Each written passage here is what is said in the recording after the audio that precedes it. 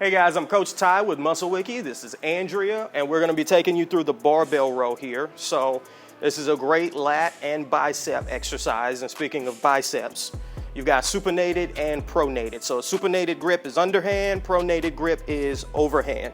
Now if you go with supinated, with this underhand grip, you get a lot more range of motion at your elbow, and the bicep is in a much stronger position here. So that's the key difference between the two, is you get a lot more bicep involvement with the underhand grip.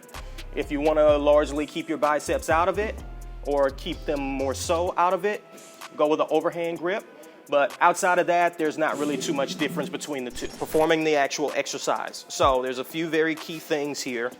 One is the hinge. So we want to make sure we keep a completely flat back, even when you're going down to lift the bar from the floor to start your first rep. It's very common for a person to round their back to get into position and then keep a flat back from there. We want to keep a flat back the entire time. And for the sake of the demonstration, we will just go with an underhand grip on this one. So I'll have you go ahead and take your grip, nice flat back, and then we'll start. So you can deadlift the weight all the way up to a standing position and then hinge back forward. That's totally fine. And then from there, we're gonna pull to your belly button. Yep, and draw those elbows straight back. Make sure you always fully extend the elbow and then pull. Yep, that's perfect. Let's keep on going. Now we also wanna make sure you get your torso as hinged forward as you possibly can. The higher up your torso is, the shorter the range of motion will be at your shoulder joint, and therefore the shorter the range of motion at your lats. Let's hit 2 more of these. Almost there. Last one, uno más. Full extension. And done. And make sure you keep a flat back even when you're going back to the floor to finish your set. Okay, that is the barbell row. Thank you guys for listening. As always, I'm Coach Ty with Muscle Wiki. Thanks, Andrea, as always, and we'll see you next time. Be safe. I wanted to make sure to show you the overhand version as well, or pronated. Key difference between pronated and supinated is, as I said earlier, with the supinated or underhand, you're just gonna get a lot more bicep involvement. So if you wanna keep your biceps out of it a little bit more, then this is a good option. Moving on to our do nots. First, rounding your back.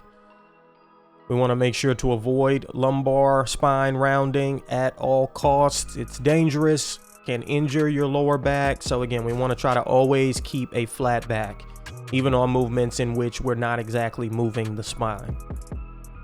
Here is bouncing or using momentum to get the weight from point A to point B. As I always say, we want the muscles to do the work, not momentum. So make your lats pull those shoulders back. This one, torso too high. And actually, you know what? Cutting over to you, other Ty. This is such a common mistake that I wanted to go into a little more detail on it, and that is being too upright on a barbell row, or any row really. And there's 2 key things, 2 key concepts to understand here. The first one is line of resistance. Line of resistance refers to the direction in which the resistance is coming from. So in the case of a barbell or a dumbbell exercise, the line of resistance will always be vertical, going through the dumbbell or barbell because gravity. The second thing to know is what muscle you're trying to target. In this case, we're trying to hit the lats because this is a barbell row.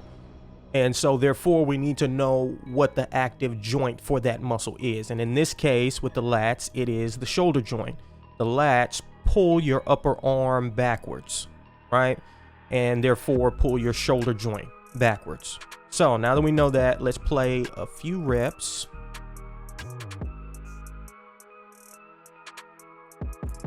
Okay, and then let's pause again here at the bottom. So think about if you're performing a barbell bench press and you've got the barbell extended over you before you've initiated your first rep.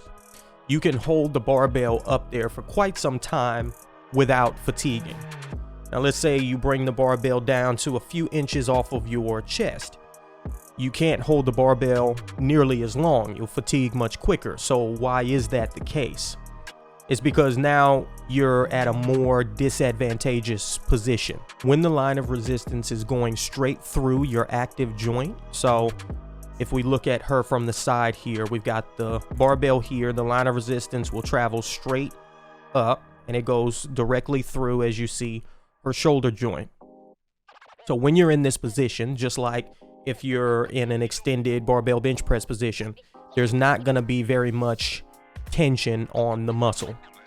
And just like the lower you go on the bench press, the more tension there is on the pecs. The further you pull the upper arm back, the more tension the lats generate, up to a point. We'll talk about that here in a second. So here in this position, there is little to no tension on the lats. Now, if we go through half of a rep, now the barbell is beginning to travel behind the shoulder joint. So now we're starting to get some tension on that lat muscle. But here's the problem. The movement's over right there.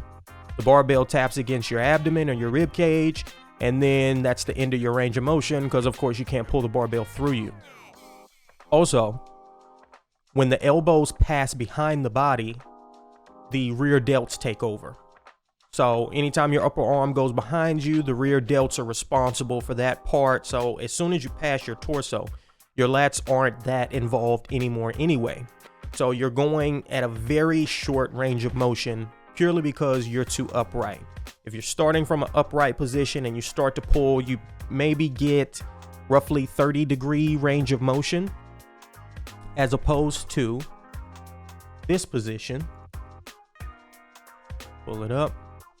You'll see me hinge all the way forward to this position, and you see I'm almost completely horizontal.